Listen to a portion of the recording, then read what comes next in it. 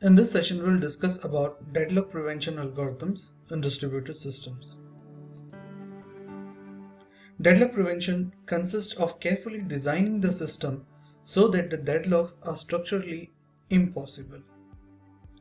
In this session, we will be discussing about two algorithms, that is the weight die deadlock prevention algorithm and the wound weight deadlock prevention algorithm.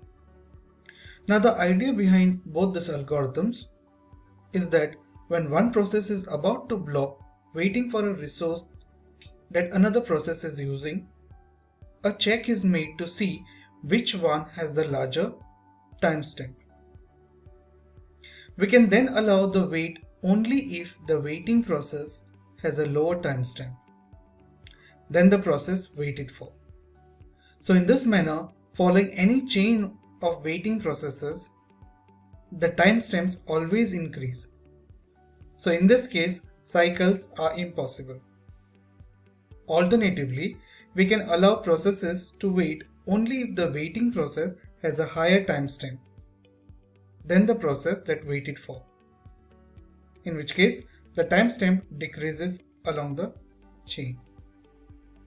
So both this method prevents deadlock.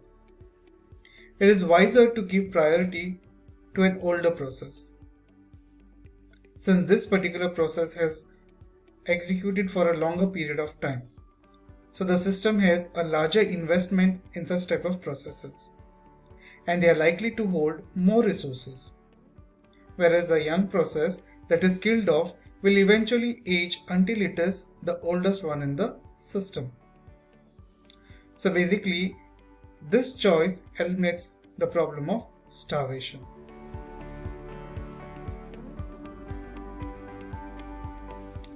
We'll have a look at the first algorithm, that is the weight die algorithm. So basically we'll be discussing two cases over here, case 1 and case 2. So we have two processes, one process with a timestamp of 10, which is the older process, and one process with a timestamp of 20, which is a younger process.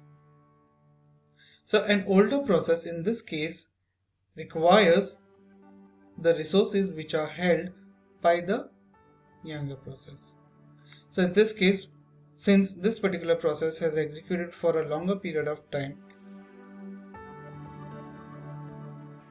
and using more of the system resources, this particular process is made to wait.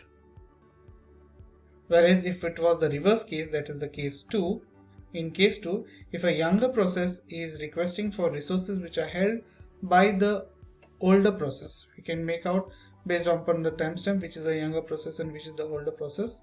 So in this case, the younger process, since it has just arrived, the younger process will be killed, or this particular process dies.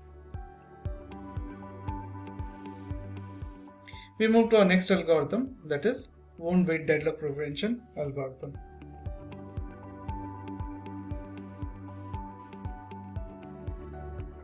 So in this case, we are going to allow preemption. So believing that our system believes in an ancestor worship.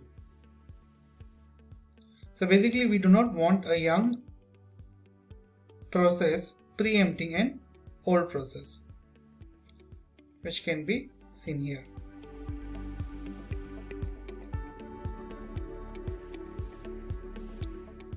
If it was the reverse case, then this young process would be, or this particular young process has to wait.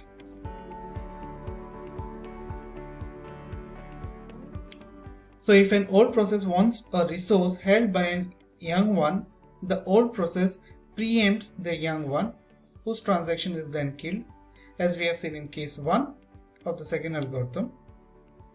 And the young one probably starts up again immediately and tries to acquire the resource as seen in our figure 2, that is in case 2. So which forces it to wait.